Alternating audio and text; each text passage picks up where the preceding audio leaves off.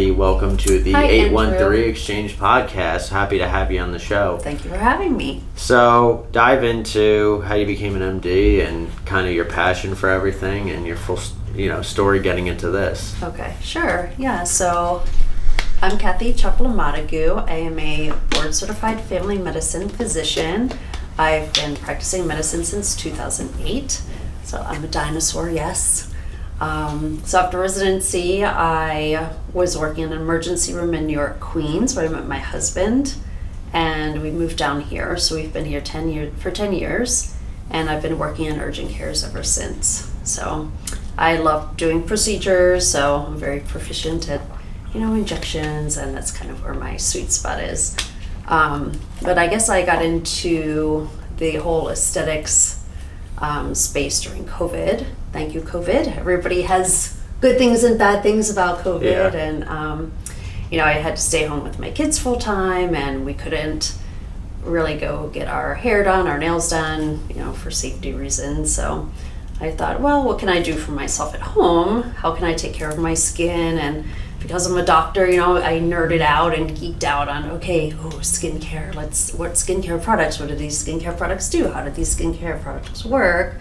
So then what procedures can I do on myself at home? Microneedling, dermal stamping, all this stuff. And then, well, how else do we keep our skin healthy? Because I'm 40-something, 45, and didn't really take good care of my skin. And, all the stress of medical school and all the fun partying.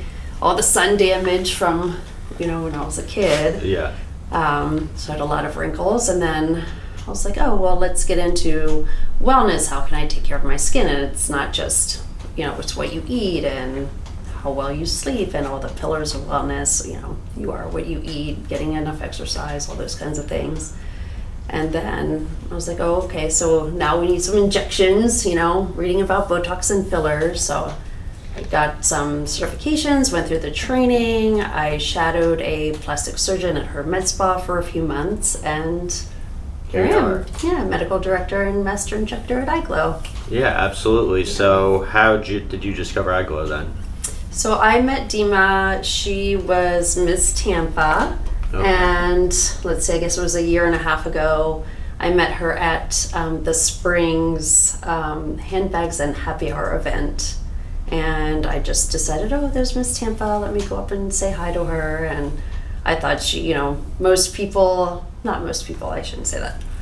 I didn't realize that pageant people are actually very nice, and they're human beings also. And Dima was very sweet, and we just kind of hit it off. And just happened at that time she was looking for a new injector and a medical director. So talk about injections, and it seems like that's your bread and butter.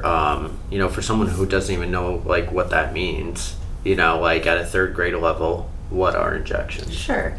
So injections are kind of what they sound. Anything that we use a needle to put into your face or your neck or kind of anywhere in your body that you have an issue with. But so there's different types of injectables. So we'll start with probably the most popular one is going to be Botox. Yeah. So Botox stands for botulinum toxin. And Botox is basically the Kleenex name. Kleenex is to tissues as Botox is to the toxin. So there's 5 or 6 different kinds. There's Daxxify, Xeomin, Jeuveau. There's a new one now out of South Korea, I believe. So I think there's 6 now. But they're all the same toxin. They're all botulinum toxin A, but it's just the way that they're manufactured. Yeah, so it's different brands. Yeah. Wait, did you say Clorox? Or for the analogy? Kleenex. Kleenex. Like Kleenex to tissues, yeah. Oh, yeah. Whenever I use an analogy, I use Lysol because I think about every cleaner Lysol. It's funny. But, exactly. But yeah, no, I definitely have heard that there's a couple different brands. Is there a preferred one or? It's just provider preference. So I love Xeomin. Xeomin is not complexed with other proteins or peptides, so there's no chance you're going to develop antibodies to them. So if people start getting Botox or injections in their 20s and 30s, eventually they might say, this doesn't work for me anymore. you're building up resistance because of the antibodies to the proteins or peptides. So Xeomin's my favorite because it's most precise and you won't develop antibodies to it. But I also use Botox for certain therapeutic injections like trigger points, excessive sweating, and chronic migraines because of the spread of the injection is about the size of a quarter. So you can use less to get kind of more. I get what you're saying. Yeah. So second most popular injectable. Well, start with Botox. Can I talk about the history of Botox? Yeah. Because it's a really cool story. Yeah, sure. And I love history besides science. So Botox, botulinum toxin, was discovered in 1797 or 1798. Oh, wow. All these people in Germany ate these sausages, and a bunch of people died and got sick. Ooh. And this scientist figured out it was from this bacteria. So he named the bacteria, he discovered that the toxin in the bacteria was killing people. It's a little spore. So he named it botulus, which is the Latin word for sausage. So Botox is actually sausage poison. That's funny. That's so random, but that's funny. Yeah, so that's how it was discovered. And it's not actually sausage you're injecting in your face. It's the toxin that the bacteria he named after the sausage. Yeah, I feel like it's only become like I remember back when hearing the first people getting Botox, it was like, oh, that might be bad for you. Like there were a lot of scaries around it. Yeah, but I mean, the way that it's refined and manufactured, you're basically getting 1/7,000th of the toxin that you would need to, have any adverse systemic effects. And it's been used for years. In the 1940s, they were actually looking at it for chemical warfare against the Japanese, but thankfully that never happened. Yeah. And then in the 70s, after they did all this research on monkeys, ophthalmologists started injecting it into the muscles of the eye that cause strabismus, or the dystonia, where it pulls in your eye. So they started injecting it and found that, okay, so it straightens out eye muscles, it paralyzes that muscle. Then they started using it for babies and young kids that were having neck spasms, so cervical dystonias. And then in the 1980s, a Canadian ophthalmologist was finding that her patients were having eyelid and eyebrow, the wrinkles were relaxing. Yeah. And so she's like, okay. And she kind of put two and two together and experimented on her receptionist. So then fast forward to today, where it's now FDA approved for your wrinkle 11s, forehead, and crow's feet. Yeah. So of course we use it off label for a whole bunch of other areas around the face and migraines and so it came a long way. Yeah. So pretty cool story from. Interesting. I like how you know the history behind that. Obviously, you know the medical part of it, but knowing the history is pretty cool too. So you've been in this industry.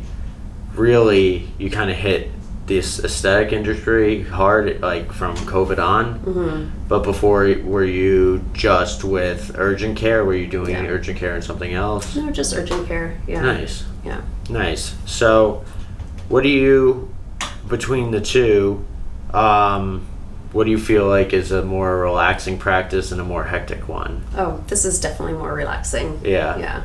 This is the fun stuff. You get to make people, urgent care, you get to make people feel good, but aesthetics, you get to make people feel good because you make them look good, and when people look good, they feel good about themselves. So yeah, absolutely. I think one of the things that people get really scared about, people are really nervous about injectables is two things. One, they don't want to look like a Hollywood celebrity that's had 10,000 syringes, and they always say, I don't want to look frozen, I don't want to look huge and puffy and unnatural. Yeah. And you're not going to, with the right amount of filler, with the right amount of Botox. You can do things very naturally. Because it does get overdone, it's like, you look at like the photos, it's like, Bezos' wife. It's like before she was like, a good looking lady. Yeah. And it's like she overdid it to a point where it's like, you didn't have to do any of that. Right. You know what I'm saying? Yeah.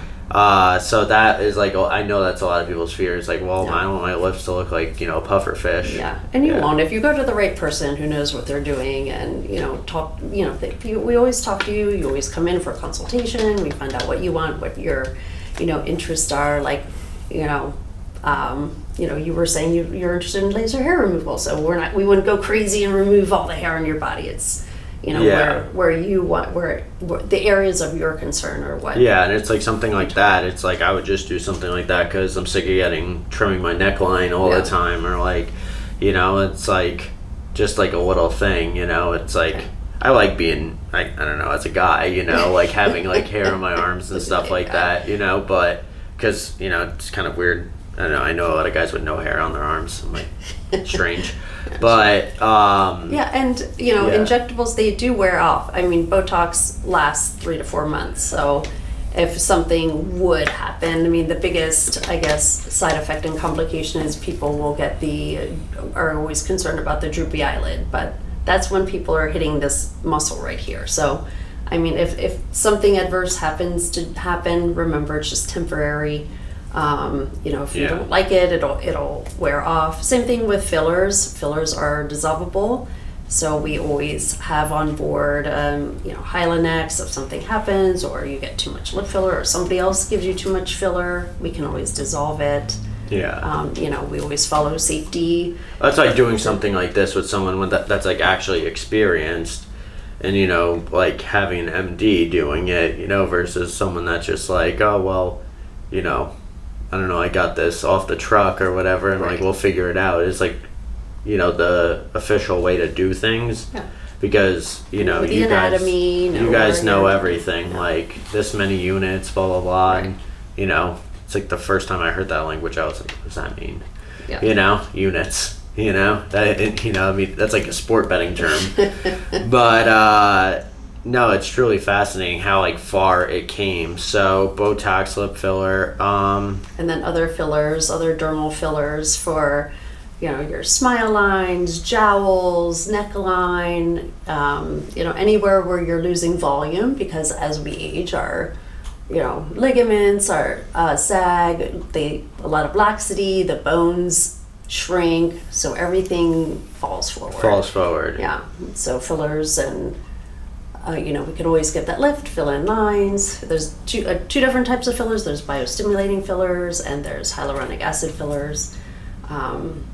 Hyaluronic acid is a component of our skin, our collagen. And then other injectables, we have Kybella, which is made of deoxycholic acid, which is the substance that's in your gallbladder. That's the bile that breaks down the fat. Mm-hmm. So we can do a series of injections in little fat pouches under the chin, the arms.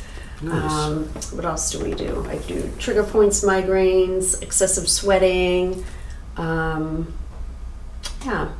you do it all here. So those are all our injectables. Interesting. And then another thing, people are also really afraid, a lot of people are needle phobic, but we have topical numbing cream, we have ice, we have things that make you comfortable, squeezy balls. And then if you look at the size of the needles, so this is a typical like 21 gauge needle that we use to reconstitute. So I would never stick this anywhere near your face.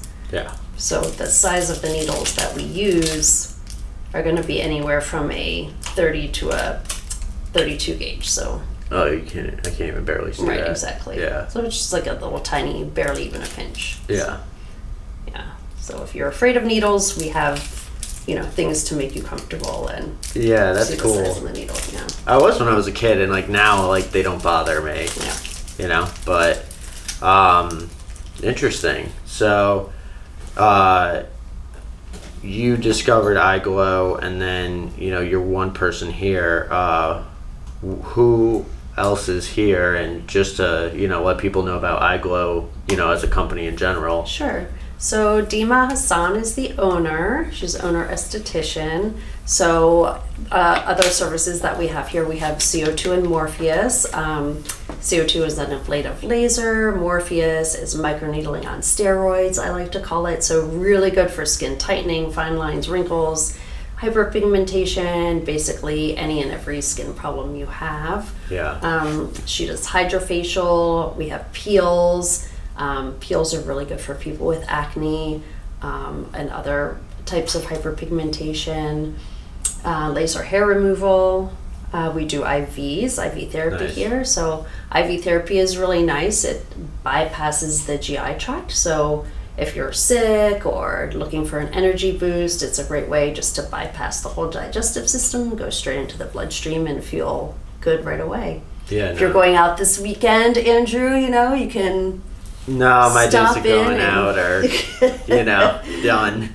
Yeah, done at an early age too. But yes, no, I've had an IV before, and it was like the best thing ever. Like I was sick and like death level sick, and then the next day, like I just felt so much better. Like I had gone from like death level sick, to just like a cold, and I was like, Yeah. it's truly incredible how well the IVs actually work. I did like the Myers cocktail one. Yeah. I don't really know too much about the other ones, but all that's the kinds one of I just did. vitamins and supplements and everything. Yeah. Yeah. Do you guys do the B12 shots? We have B12. Yeah, B12, vitamin D, NAD, glutathione, all the energy supplements also. Dima does weight loss. We do the GLP-1 agonist only in people that are good candidates for it. We don't just, treat anybody who's 20 or 30 years old that wants to lose weight. People, you have to fit all the criteria. We take your measurements. We make sure you're, doing your resistance training, on a proper diet, all the things. Yeah, So- no, that's fortunate I have the skinny gene, but You're wearing your skinny jeans. skinny gene and the skinny jeans, but absolutely. So, for someone out there that might be watching, where can they find you guys? So we are located this is 5521 Laurel Street. We're in Tampa. We're right by the West Shore Plaza. The airport is behind us. We are on Instagram, iGlowskins.com is the website. iGlow Aesthetics Tampa, I believe, is our Instagram. Facebook, so social media. We're usually always out and about. Some event, some networking event, you'll find us. So. Absolutely. Yeah. Well, it was a pleasure to have you on the show today. Thank you so much. Yeah, definitely. Thank you. You're and welcome. we're gonna look to promote, get your name out there, and Perfect. I might look to become a customer here. We would love to have you. Yeah, Absolutely. We like to, have people in, be comfortable, enjoy themselves. Sit down, have a consultation, talk to you, what your desires and wants and needs are, and make you leaving a happy customer. Absolutely. Yeah. Sounds good. Follow iGlow. Hey, thank you.